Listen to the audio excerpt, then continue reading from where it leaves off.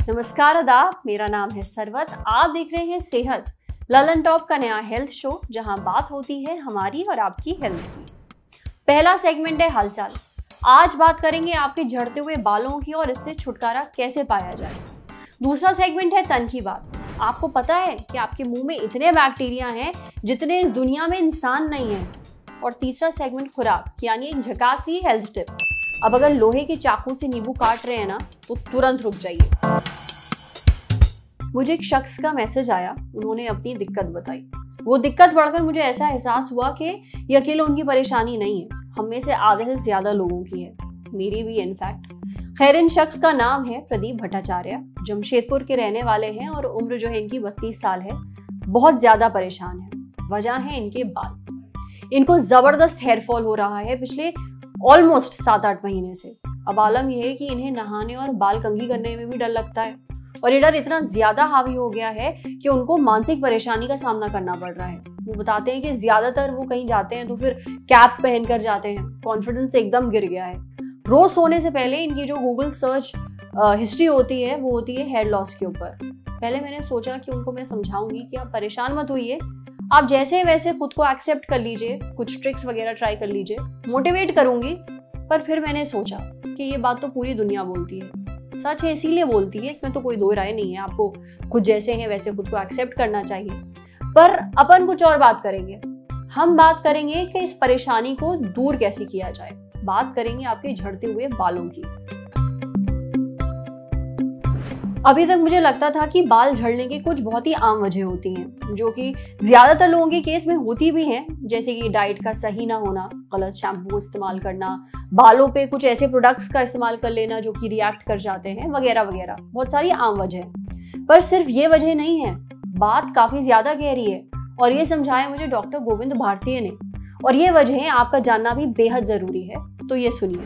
हर महिला और पुरुष के 50 से 100 बाल झड़ना एक आम बात होती है, लेकिन जब इससे ज्यादा बाल या अत्यधिक बाल झड़ने लगे तो उसे मेडिकल टर्म में एलोपेशिया कहते हैं। क्यों होता है ये? इसके दो मुख्य कारण हैं। एक अनुवांशिकता यानी हेरेडिटी, आपके खानदान से बीमारी आपको ट्रांसफर होती है। दूसरा डीएचटी। क्या होता है ये डीएचटी? डायहाइड्रोटेस्टोस्टेरोन। ये तत्व आपके शरीर में होता है जो जैसे जैसे आपकी उम्र बढ़ती है इसका लेवल बढ़ते जाता है, और ये बालों की पुतलियों को सिकोड़ देता है और उनके चक्र को नष्ट कर देता है। इसके अलावा न्यूट्रिशनल डिफिशियंसी, कैंसर, बीमारी, प्रेगनेंसी, पीसीओडी यानी polycystic ovarian disease, stress, thyroid की बीमारी या रेडिएशन थेरेपी में भी आपके बाल अत्यधिक झड़ते हैं। कुछ स्पेशल कंडीशन यानी ऑटोइम्यून डिसीज। क्या होती है ऑटोइम्यून डिसीज? इसके अंदर आपके शरीर की रक्षा प्रणाली ही आपके बालों के प्रति लड़ने लगती है और बालों के थैलियों को नष्ट करने लगती है, जिससे आपके बाल बहुत ज्यादा गिरने लगते हैं। इस कंडीशन को मेडिकल टर्म में एलोपेशिया एरियाटा कहा जाता है, क्योंकि ये कंडीशन आपको बालों के चट्टे तैयार कर देती है जहाँ पे आपके बाल ही नहीं आते। कई बार एंग्जाइटी में या स्ट्रेस में साइकोलॉजिकल इफेक्ट आपके शरीर पर गिरने लगता है और ऐसे लोग अपने शरीर के बालों को खींचना चालू कर देते हैं। आमतौर पर सर के सामने के हिस्से में या भौहों के बाल खींचना चालू कर देते हैं, जो उनके कंट्रोल के बाहर होता है। ऐसे लोग अपने लुक की वजह से बाद में शर्मिंदा महसूस करते हैं। ऐसे वक्त में आपको साइकोलॉजिकल ट्रीटमेंट की भी जरूरत पड़ सकती है। देखा, अब इसमें से कुछ वजह तो ऐसी हैं जो मुझे भी मालूम नहीं थी। अब बात करते हैं कि इससे निपटने के लिए क्या किया जाए, ये सुनिए। तो जब हम हेयर लॉस की बात करते हैं, पहला क्वेश्चन है कि हेयर को हम डैमेज से बचाएं। उसके लिए सबसे इम्पोर्टेंट है हाईली केमिकल लोडेड शैम्पूज और कंडीशनर यूज नहीं करें। कलर्स भी आपके हेयर को डैमेज करते हैं, और अगर आपको कलर करना है तो उसको प्रोटेक्ट करने के लिए फिर आप सेम शैम्पूज और कंडीशनर यूज करें जो आपको कलर प्रोटेक्शन देंगे। थर्ड इम्पॉर्टेंट है इसके, जब आप हेयर अपने बांध रहे हैं, कोई भी आप हेयर स्टाइलिंग करते हैं, तो कोशिश कीजिए कि हेयर स्टाइल होने के बाद आप उसमें थोड़ा सा ऑयल लेकर हेयर को वॉश आउट कर दें। और जब आप सोते हैं रात में तो हेयर को कभी भी टाई अप करके नहीं सोएं। और आपको जो पिलो केस है वो भी अगर कॉटन की जगह सिल्क हो तो उसमें फ्रिक्शन कम होता है और आपके बाल कम टूटते हैं। जो लोग पोनीटेल बांधते हैं या टाइट बाल बांधते हैं वो रात में सोने से पहले बाल को खोल लें और खुले रखें। इससे आप बालों को डैमेज कम कर सकते हैं। स्पेशली अगर आप हेयर बैंड्स या कैप्स लगा रहे हैं, उससे भी आपके बालों में फ्रिक्शन होता है और उससे बाल जड़ से कमजोर हो जाते हैं। पर उससे ज़्यादा इम्पॉर्टेंट है कि बालों को अंदर से नरिश करना। पहली चीज मैं बोलना चाहूंगी कि आप बाहर से जो भी लगाते हैं बालों में, अपने स्कैल्प में या बालों में, उसका एब्जॉर्प्शन बालों की जड़ों तक नहीं होता है। अगर आपको बालों को नरिशमेंट देना है, पोषण देना है, तो आपको अंदर से बॉडी को नरिश करना पड़ेगा, जिसके लिए कुछ इंपॉर्टेंट है हरी वेजिटेबल्स खाना, या फिर कोई भी फूड्स या फ्रूट्स जो हरे, ऑरेंज, येलो या पर्पल कलर के हैं, वो आप सब खा सकते हैं। ध्यान रखिए कि जब आप किसी भी फ्रूट या सब्जी को पकाते हैं, गर्म करते हैं, स्टीम करते हैं, तो आप उसके विटामिन्स और न्यूट्रिएंट्स भी डैमेज कर देते हैं। इसलिए कोशिश कीजिए कि वो स्मूदीज या आप अपने ब्रेकफास्ट में आप दही के साथ या हनी के साथ वो खा सकते हैं, या सैलेड्स में। सो कोशिश कीजिए कि आप फ्रूट्स और वेजिटेबल्स एक्चुअली रॉ फॉर्म में खाएं, तो वो ज़्यादा बेटर है। और अगर इस सब से भी आपको लग रहा है कि आपके हेयर फॉल बहुत ज़्यादा है, तो प्लीज़ अलार्म मत होइए, बिकॉज मैंने अपने 20 साल के करियर में किसी को भी टोटल बॉल्ड होते हुए नहीं देखा है।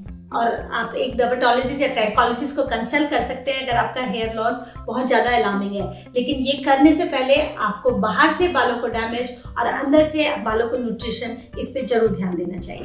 ये जो तरीके हैं इन्हें जरूर ट्राई करिए। हेयर लॉस की जो परेशानी है वो इन सारी ट्रिक्स से दूर हो सकती है। पर ये अगली बात उन लोगों के लिए है जिनको चाहिए डॉक्टर की मदद। दरअसल हम लोग ना ट्रीटमेंट के नाम से बहुत डरते हैं, घबराते हैं, डॉक्टर के पास जाने में हमें डर लगता है, इलाज कराने में डर लगता है। ये सब सुनकर कि हवा टाइट हो जाती है कि आपको डॉक्टर के पास जाना है। पर यह भी तो हो सकता है कि जो मुसीबत आप सालों से, महीनों से पाल कर बैठे हैं, वो झट से यूं दूर हो जाए। और करना सिर्फ आपको इतना था कि डॉक्टर के पास जाना था, क्योंकि हेयर लॉस से जुड़े ट्रीटमेंट मौजूद हैं। अगर आप लेना चाहते हैं सिर्फ तो ही, और उनके बारे में अगर आपको और जानकारी चाहिए तो हम तो हैं ही। ये देखिए, सबसे पहले डॉक्टर पता करेंगे कि आपको किसी अंदरूनी बीमारी की वजह से तो आपके बाल नहीं झड़ रहे।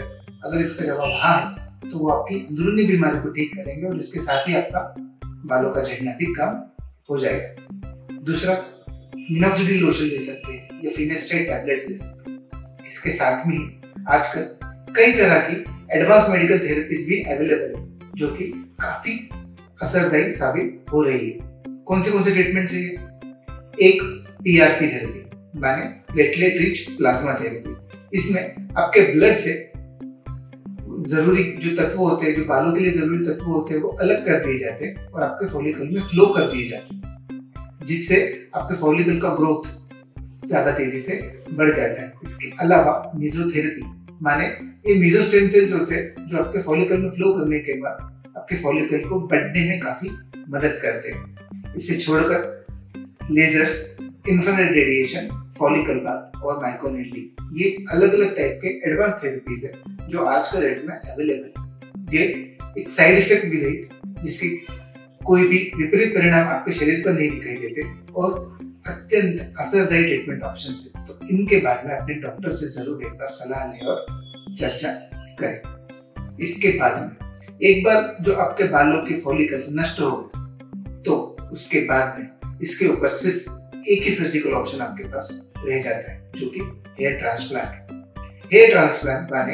एक बहुत ही टेक्निकली एडवांस और स्किलफुल प्रोसीजर होती है, जिसके अंदर आमतौर पर आपके शरीर के अन्य ठिकानों में से बाल निकालकर, खास करके आपके सिर के पिछले हिस्से के बालों को निकालकर सामने के हिस्से में या फिर जहाँ पे आपके बाल कम हो चुके हैं उन हिस्सों में बालों को प्रत्यारोपण किया जाता है। इसके अंदर आपको एक ही दिन का ये प्रोसीजर होता है, जिसके अंदर आपको सारी सर्जिकल प्रोसीजर खत्म कर दी जाती है। ये काफी एडवांस और काफी सक्सेसफुल ट्रीटमेंट ऑप्शन है, लेकिन इसका सक्सेस भी आपके मेंटेनेंस और आपके रख रखाव पर काफी निर्भर करता है। इसके अलावा हमने 2015 में नासिक के कुंभ के मेले में एक स्टडी की थी, जिसके अनुसार हमने पाया कि वहां पे आने वाले जो साधु लोग थे, जो पर्सनल हाइजीन का ज्यादा ख्याल नहीं रखते थे, जिनको बालों का धोना पता नहीं था, उन्होंने अपनी जटाओं को बांध के रखा था कई सालों से। इन लोगों से जब हमने बात की तब हमको पता चला कि उनसे कई साधुओं को कोई बालों की समस्या नहीं थी, उनके बाल एकदम घने थे और कई साधु तो अपने बालों से ट्रक या गाड़ियां भी खींच रहे थे। तो जब हमने उनसे बात की और रिसर्च किया, तब हमको उन सब में एक कॉमन चीज समझ में आई, that is stress free attitude. सिर्फ इस एक एटीट्यूड के दम पे बिना स्ट्रेस के वो बाकी की हर चीज के ऊपर ओवरकम कर रहे थे। तो स्ट्रेस मत लीजिए, खुश रहिए, तो ये आपके बालों की और आपकी ओवरऑल सेहत के लिए भी काफी फायदेमंद साबित होता है। तो परेशान मत होइए, ट्रीटमेंट्स जो हैं वो मौजूद है, बस आपको सही जानकारी होनी चाहिए। अब बढ़ते हैं सेहत के दूसरे सेगमेंट की तरफ। ये दुनिया कितनी बड़ी है, इसमें कितने सारे लोग हैं। अब वर्ल्डोमीटर की माने तो फिलहाल दुनिया की जो आबादी है वो 7 अरब 80 करोड़ से ज्यादा है। मतलब कितने सारे जीरो होंगे इसमें, पर ये भी कम है उन बैक्टीरिया के आगे जितने आपके मुंह में इस वक्त बैठे हुए हैं। कहने का मतलब यह है कि दुनिया में उतने लोग नहीं हैं जितने आपके मुंह में बैक्टीरिया हैं। पर घबराइए नहीं, ये खास तौर पर उन लोगों के लिए है जिनकी डेंटल हैबिट्स बहुत बुरी हैं।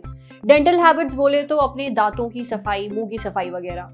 हमने बात की डॉक्टर दीप भाटिया से, वो डेंटिस्ट हैं। उन्होंने हमें बताया कि हमारे मुंह में जो बैक्टीरिया होते हैं उनमें से 2 बैक्टीरिया ऐसे हैं जो हमारे दांतों की ऐसी की तैसी कर देते हैं। अब उनमें से एक है जिसका नाम है लैक्टोबैसिलस। ये वही बैक्टीरिया है जो दूध को दही बना देता है। भाई साहब, इनकी पूरी कॉलोनी बसी होती है हमारे मुंह के अंदर। ये खाने को हमारे मुंह के अंदर सड़ा देते हैं। कैसे? इन बैक्टीरिया से निकलता है एक तरह का एसिड, और ये एसिड ना सिर्फ हमारे दांतों पर मसूड़ों, दांतों की बीच की जगह यानी हर जगह पहुंच जाता है हमारी बैंड बजाने के लिए। एक और बैक्टीरिया है और इसका नाम है स्टैफिलोकोकस ऑरियस। हाँ पता है, बड़ा भयानक सा नाम है, पर जैसा नाम है वैसे ही काम है, बहुत ज्यादा खतरनाक, आपके दांतों का दुश्मन। इसीलिए कहते हैं कि दिन में 2 बार मंजन जरूर करिए, और सिर्फ काम चलाओ नहीं, अच्छे से। खैर, ये बैक्टीरिया अपने पूरे कुनबे के साथ आपके मुंह में रहते हैं, और इनकी तादाद का अंदाजा तो आपको लग ही गया होगा जब मैंने कहा कि लोगों से ज्यादा इस दुनिया में आपके मुंह के अंदर बैक्टीरिया है। वैसे बैक्टीरिया तो आपके मुंह में और भी हैं, कई सारे। नतीजा, दांतों का गलना, मसूड़ों का सड़ना, मुंह से बदबू आना, और क्यों ना हो इतने दुश्मन जो आपने पाल रखे अपने मुंह के अंदर। इसलिए अगर अपने मुंह की खैरियत चाहते हैं तो अपने डेंटल हाइजीन पर, बोले तो मुंह की जो साफ सफाई है, दांतों की साफ सफाई है, उन पर ध्यान दीजिए। सिर्फ ब्रश करना काफी नहीं होता है, दांतों के बीच में खाना फंस जाता है। फ्लॉसिंग एक चीज होती है, मतलब धागा टाइप की चीज होती है, उससे अपने दांतों की सफाई करिए। एक टूथपिक टाइप की भी चीज आती है, प्लास्टिक की बनी होती है वो, उससे भी आप अपने दांतों की सफाई कर सकते हो। उससे क्या होगा कि दांतों के बीच में जो आपके खाना फंस जाता है ना, वो निकल जाता है। खैर, अब बारी है सेहत के आखिरी सेगमेंट की, खुराक। एक मस्त सी हेल्थ टिप। शायद आपको अंदाजा भी नहीं है कि किचन में जाने अनजाने में की गई छोटी छोटी गलतियां जो है ना, आप अपने घर वालों को ये करके कैंसर परोस रहे हैं। सुनकर ही डर लग रहा है ना, एक्चुअली थोड़ा ध्यान देने की बात भी है। जैसे एक गलती, हम में से कुछ लोग किचन में लोहे के चाकू का इस्तेमाल करते हैं। नहीं तो पहले ऐसा होता था कि आप कहीं नींबू पानी पीने जाएं, वहां पे जो नींबू काट रहा है बंदा, वो चाकू जो इस्तेमाल करता था वो लोहे का बना होता था। अब अगर आप भी ऐसा करते हैं तो संभल जाइए। हमारी बात हुई श्रेया सिंह से, वो एक डाइटिशियन है। उन्होंने हमें एक बहुत ही जरूरी बात बताई। देखिए, नींबू, टमाटर, संतरा, इन चीजों को काटने के लिए कभी भी लोहे के चाकू का इस्तेमाल मत करिए। ऐसा किसी भी सब्जी या फल के साथ है जिसमें विटामिन सी होता है। अब आप पूछेंगे क्यों? वजह है आयरन ऑक्सीडाइज। देखिए, सिंपल सी भाषा में समझते हैं। आयरन बोले तो लोहा, और ऑक्सीडाइज होना यानी कि एक तरह का केमिकल रिएक्शन। वो इसलिए हो रहा है क्योंकि संतरा, नींबू, टमाटर, ये सब सिट्रस फ्रूट्स हैं, इनमें विटामिन सी है। अब लोहे और विटामिन सी का जो गठजोड़ है वो बहुत ही खतरनाक है, एक मिलीजुली सरकार की तरह। इस केस में होता क्या है कि एक केमिकल रिएक्शन होता है जो आपके पेट में जाता है। अब नतीजा, ना सिर्फ आपको शरीर में दर्द होता है, बल्कि ये कैंसर पैदा करने वाले सेल्स को भी बढ़ावा देता है। अब है ना खतरनाक? इसलिए किचन में स्टील के बने चाकू का ही इस्तेमाल करें, खासतौर पर ये विटामिन सी वाले फल और सब्जियों को काटते टाइम। आज सेहत में इतना ही। अच्छा, अगर आप एक डॉक्टर हैं या अपनी कोई हेल्थ प्रॉब्लम हमसे शेयर करना चाहते हैं तो जो ईमेल आईडी आपको अपनी स्क्रीन पे दिख रही है इस वक्त, तो उस पर हमें एक मेल भेज दीजिए। हमारे साथ कैमरे के पीछे हैं अमितेश, और ये वीडियो अगर फेसबुक पे देख रहे हैं तो फिर हमारे फेसबुक पेज को लाइक करिए। यूट्यूब पे देख रहे हैं तो हमारे चैनल को प्लीज सब्सक्राइब करिए, बेल आइकन पर जरूर क्लिक कर दीजिए ताकि जब भी हम कोई नया वीडियो अपलोड करें तो उसका नोटिफिकेशन आप तक सबसे पहले पहुंचे। शुक्रिया।